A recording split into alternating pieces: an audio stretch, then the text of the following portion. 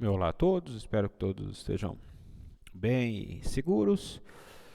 Mais um vídeo de comentários gerais e incorporação de dúvidas reportadas na disciplina.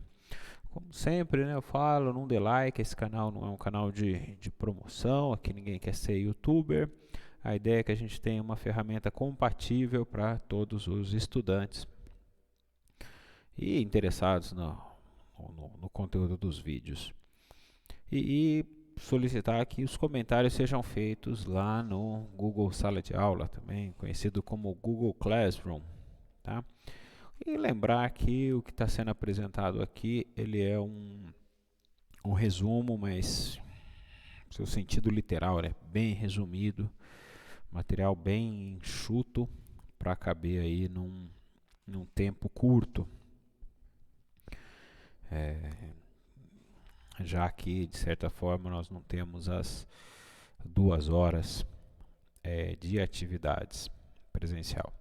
E por que eu menciono isso? Porque hoje seria uma das práticas mais prazerosas, pelo menos que eu tenho melhores lembranças no laboratório, que é onde a gente trata um pouquinho de metrologia, em especial o uso de paquímetro e micrômetro.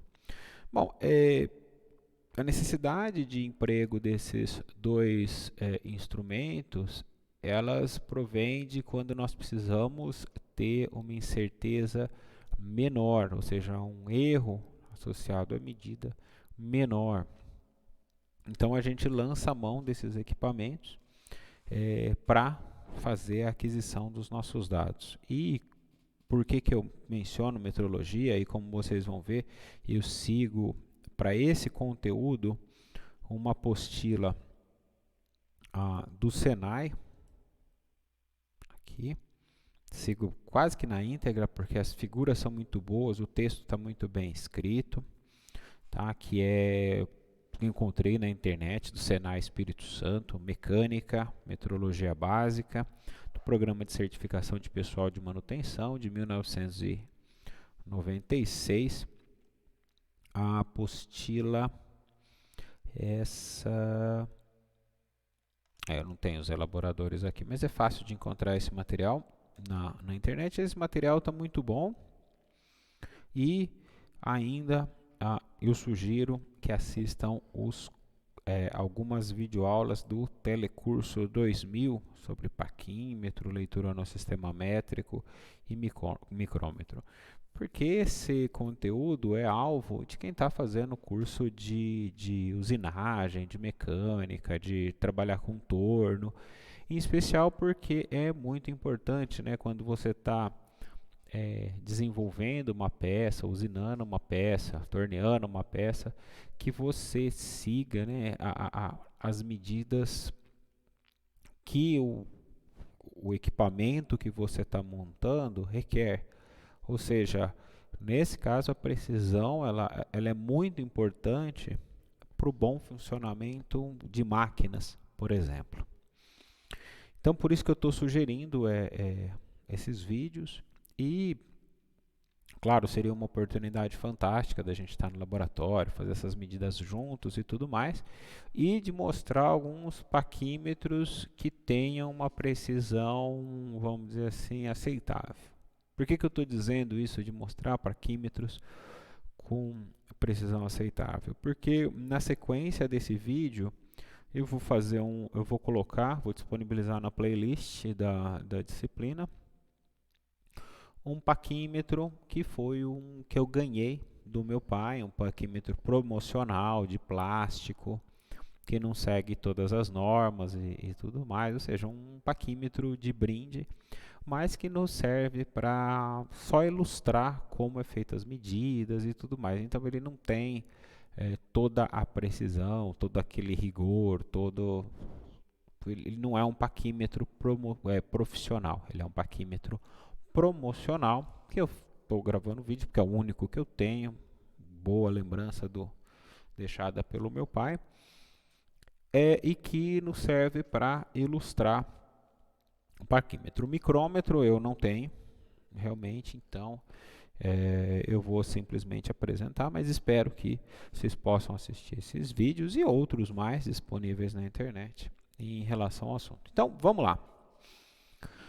Então, para a gente fazer uma boa aquisição de dados, a gente precisa da escolha adequada do equipamento de medida e, como eu mencionei para vocês, seria desejável que a gente pudesse fazer isso presencialmente, né? Porque eu gostaria de que a gente fizesse, como foi nos anos anteriores, né? Em aulas presenciais, que a gente pudesse fazer medidas usando uma trena, depois uma régua centimetrada, ou seja, não tem divisão de milímetro, só as divisões de centímetro.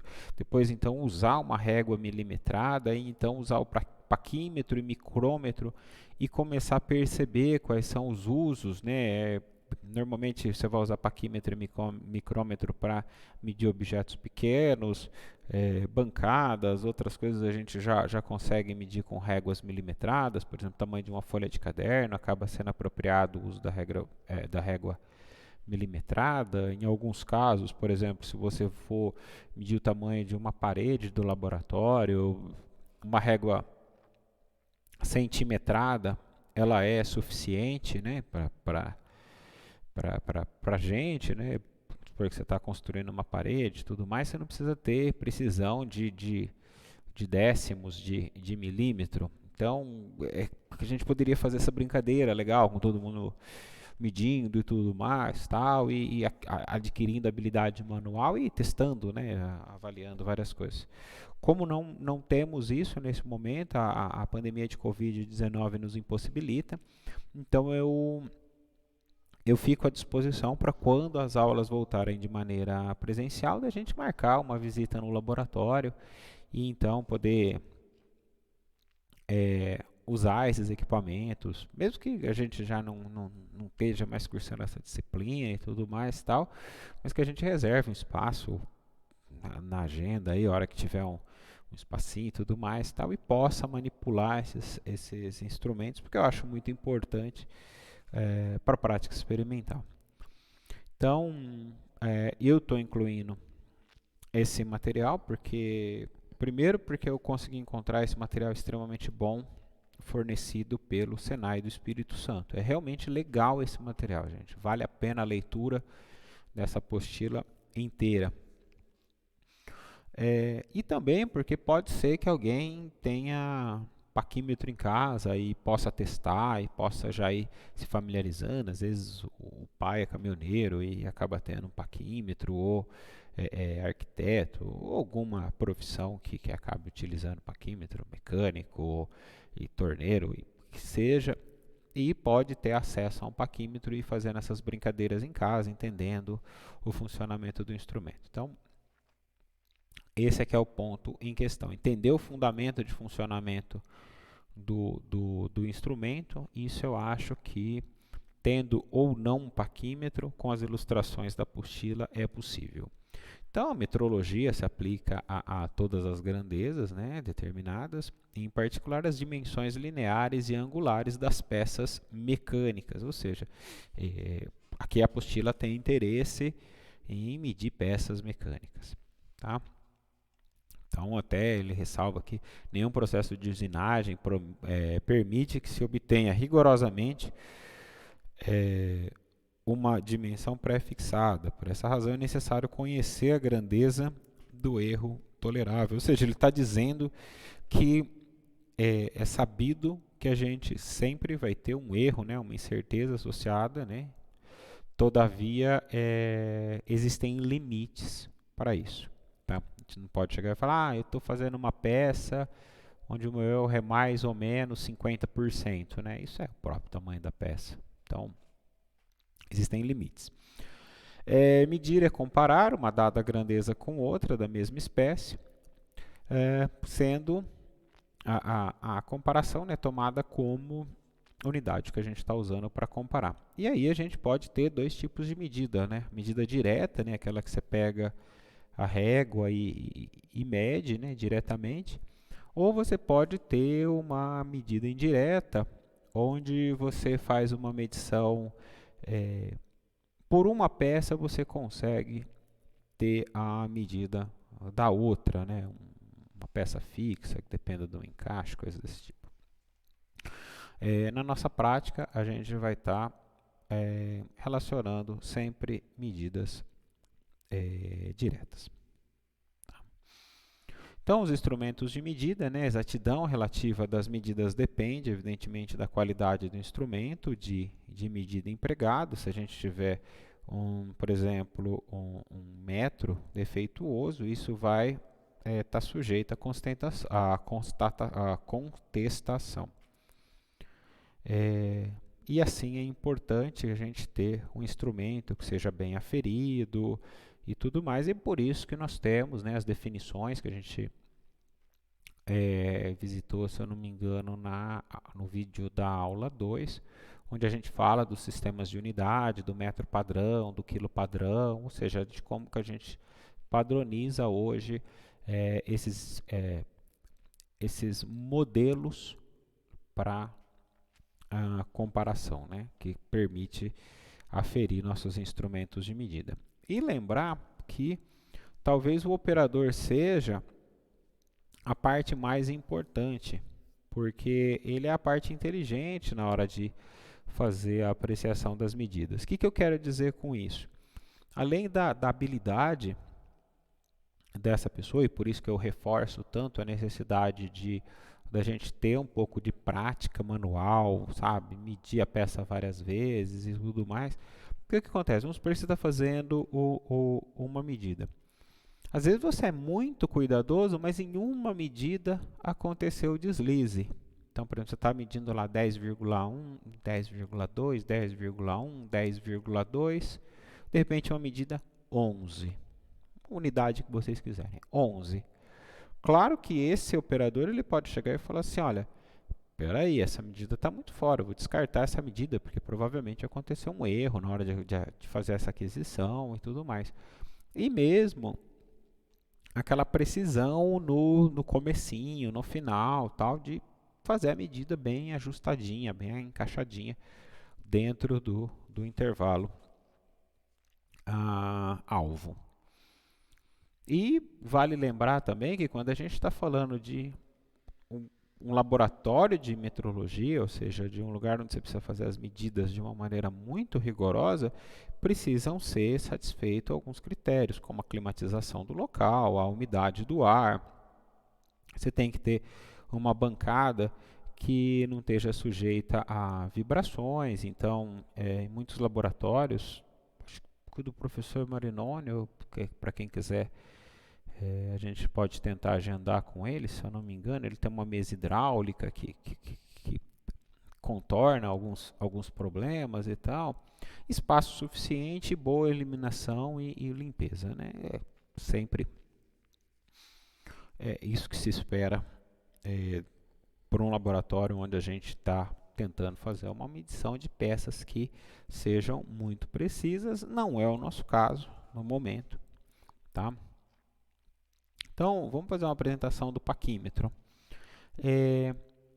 O paquímetro, ele está representado nesse esquema aqui, e ele vai funcionar para condições em que uma régua, por exemplo, milimetrada, não é suficiente, ou seja, onde eu quero uma precisão que não seja menor do que 0,02 milímetros.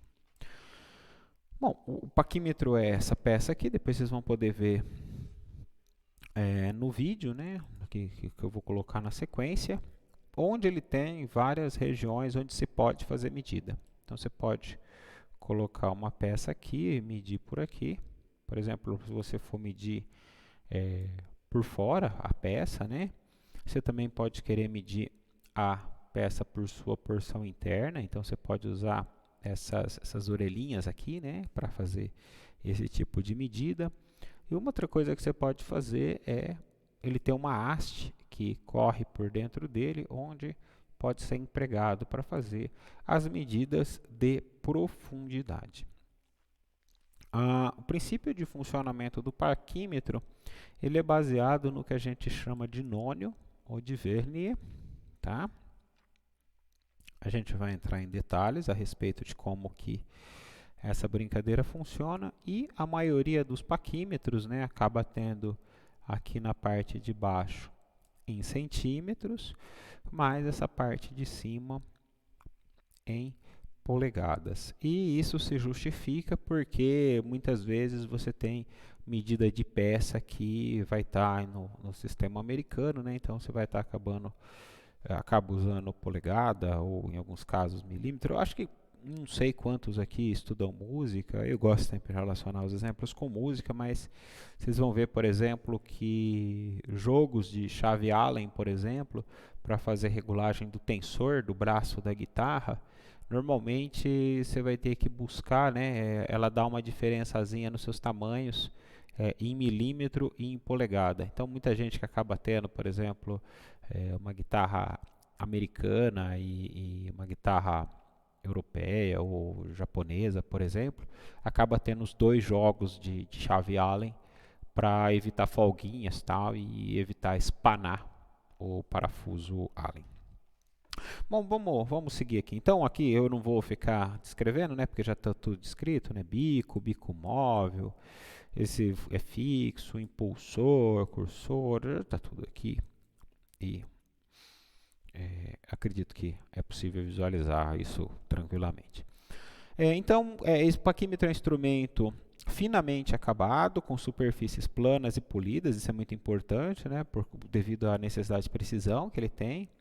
O cursor é ajustado à régua, de modo que permita a livre movimentação, com mínimo de folga, né, para não ter aquela sambadinha desse cara aqui correndo para frente e para trás. Então, por isso que geralmente ele é construído em aço inox, inoxidável, aço inox. No vídeo o meu é de plástico, então, como eu disse, é um promocional, mas serve para ilustrar a forma de fazer a aquisição de como que se mede. No caso, eu vou estar medindo um apontador. E ele é construído e sua graduação ela se refere a 20 graus Celsius, né? Então isso é algo que tem que ter em mente por causa da dilatação de metais. A escala é graduada em milímetros e polegadas, podendo ser fracionada em milesimal. E o cursor é provido de uma escala chamada de nônio ou verne, que é o que está aqui embaixo, tá? Deixa eu ser mais específico, é esse cara que está aqui. Então, isso aqui é como se fosse uma régua, com uma régua que desliga essa por cima, tá? Que se desloca frente à escala da régua e indica o valor da dimensão tomada. Bom, vamos ver como é que é esse princípio de funcionamento do nônio, porque aqui é onde está toda a tecnologia desse equipamento. Então, a escala do cursor é chamada de nônio, designação dada pelos portugueses em homenagem a Pedro Nunes, que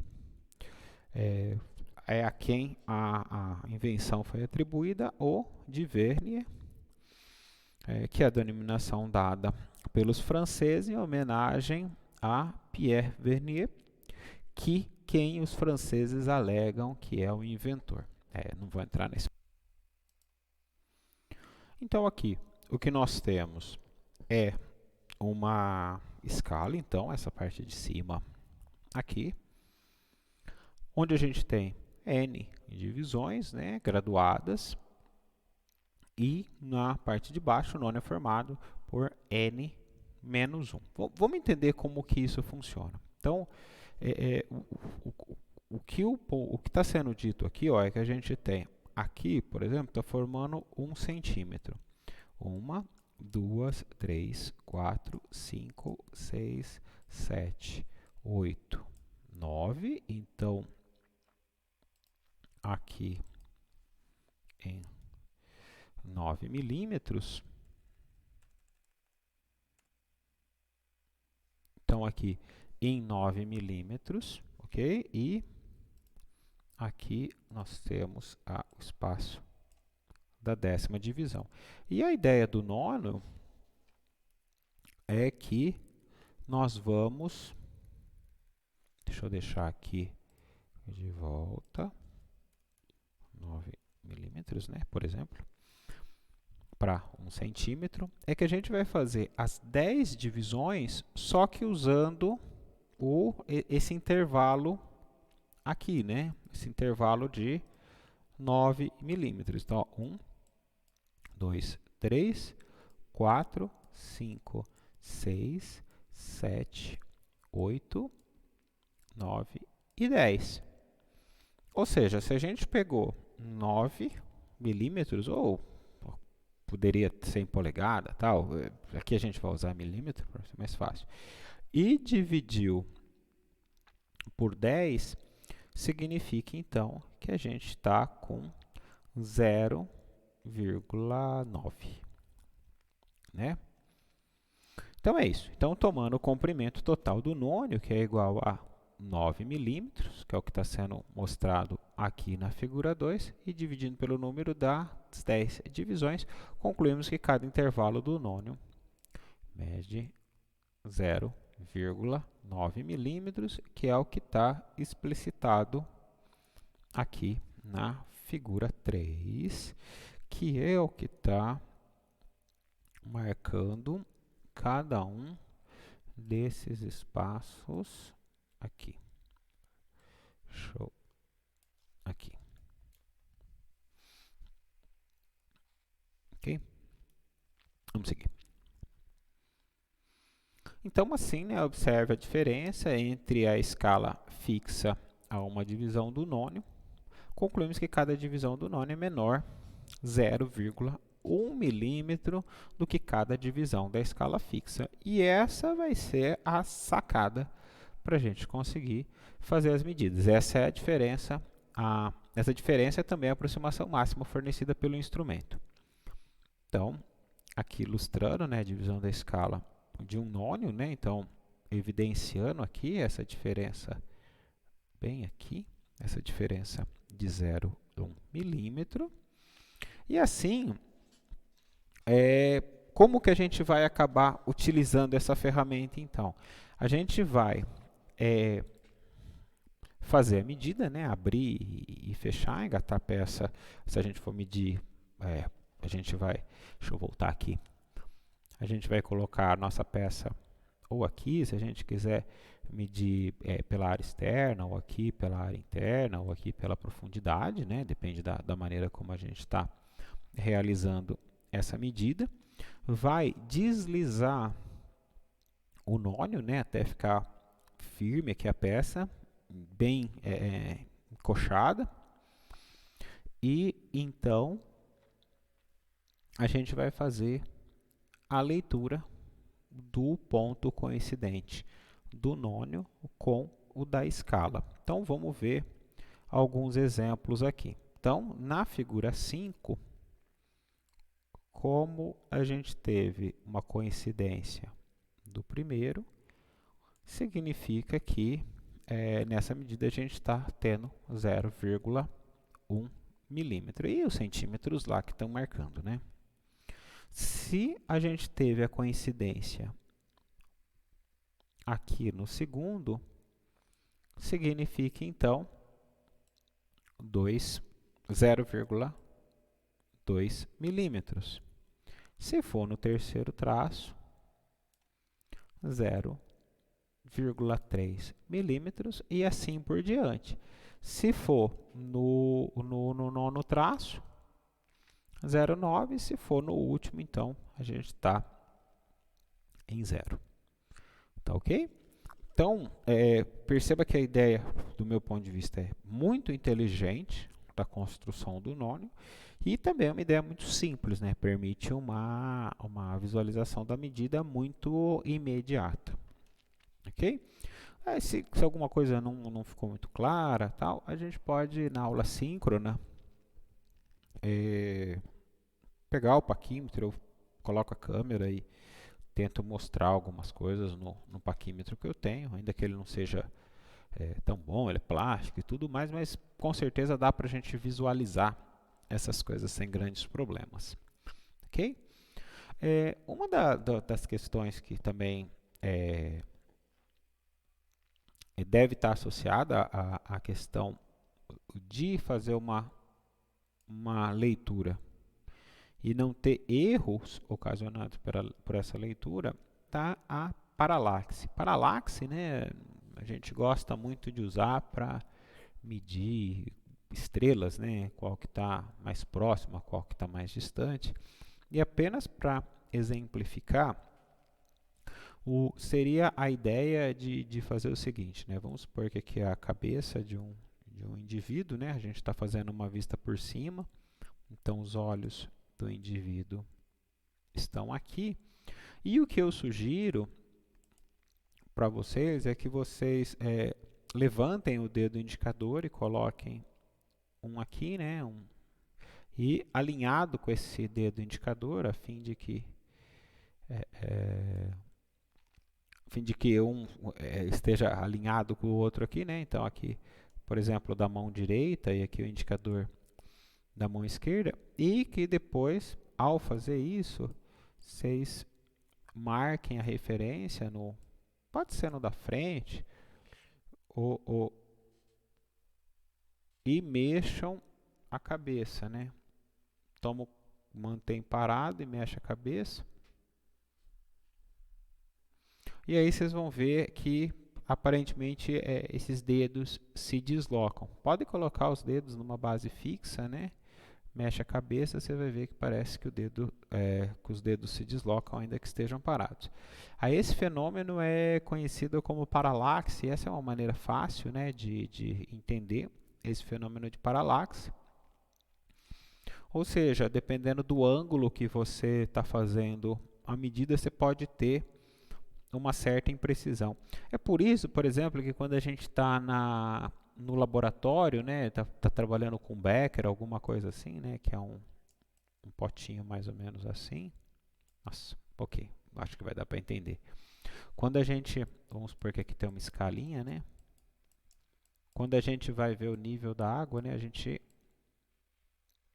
baixa, inclusive, né, para ler esse nível, a gente vem com os olhos na altura desse nível aqui para evitar, né, problemas aqui na medida, né, ver ele mais para cima ou mais para baixo. Ok? Bom, dando continuidade, então, uma das coisas importantes também, né, é que essa peça móvel, ela precisa estar correta, então a gente coloca, em geral, o polegar aqui, segura de maneira firme e tudo mais, a fim de que que a gente não tenha imprecisões por operar mal o instrumento. E aqui segue algumas instruções, né, sobre como medir, que é o que eu tento mostrar também no vídeo que vai aparecer na sequência. Ok? Agora, por fim, né, de maneira bem breve, eu faço a apresentação aqui do micrômetro, e o micrômetro ele já é um aparelho, um instrumento bem mais sofisticado, né, que assegura uma exatidão de 0,01 milímetro. Então, para quando a gente precisa de muita precisão mesmo, né? Ok? Muita em relação a muito e pouco é sempre algo que a gente trata em termos comparativos, né? Então, quando eu falo muito e falo pouco, é muito em relação a uma régua milimetrada, por exemplo, uma régua centimetrada. Aqui percebam que a exatidão é a metade da exatidão do paquímetro, né? Então, para mim, eu considero isso muito. E a ideia do micrômetro, né, é que ele é uma peça como essa, né, onde a gente coloca aqui no meio a medida, o objeto que a gente quer realizar a medida, né, e mexe uma porca aqui no final, uma porca de controle ou de precisão, que vai mover uma porca interna aqui, né, de ajuste e que vai rotacionar um tambor que vai indicar a medida aqui. E aqui está o que é esse tambor, né? E que a gente consegue ter a medida aqui, né? Por esse deslocamento. Tá ok? Das características eu não vou entrar em muitos detalhes aqui do micrômetro, mas suas características é o arco, né, constituído de aço especial, tratado termicamente, do parafuso do micrômetro, né, que é construído em aço, alto teor. Em geral, gente, paquímetros muito bons, eles são caros, caros, falando tô falando mais de R$ 1.000, paquímetro de precisão digital e micrômetros também são nessa base. Eu sei porque eu tenho um parente meu que trabalha com retífica, né, e eles precisam fazer uso de paquímetro, e ele comentou comigo sobre os preços de paquímetros. Tá? Então, os cotadores, tal, aqui em cima, fixador ou trava, luva interna, tambor, porca de ajuste, catraca e o mecanismo de funcionamento em detalhes aqui. Em relação à trava, deixa eu só fazer aqui um comentário, meu último comentário antes de finalizar, em relação o paquímetro, ele também tem uma trava. Deixa eu aqui, gente, ó, deixa eu só, porque o meu não tem o que está no vídeo na sequência. Aqui no paquímetro se tem um parafusinho.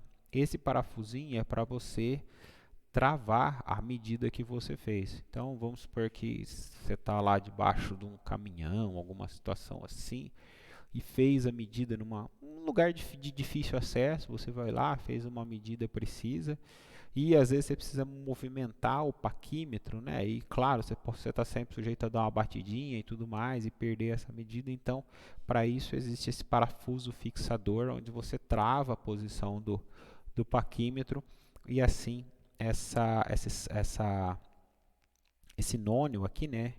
Ele não, essa parte móvel, ele fica travada, ok? Então, meus caros, o que eu queria comentar, que eu acho que são as questões mais gerais, para essa aqui. Eu recomendo muito que vocês leiam a apostila, porque está muito bem detalhada essa apostila da referência 1, e assistam os vídeos do telecurso, porque também são bem instrutivos. E essa apostila aqui está na nossa pasta do Google Drive da disciplina, mas ela é facilmente encontrada na internet. Então, até a próxima e tchau, tchau.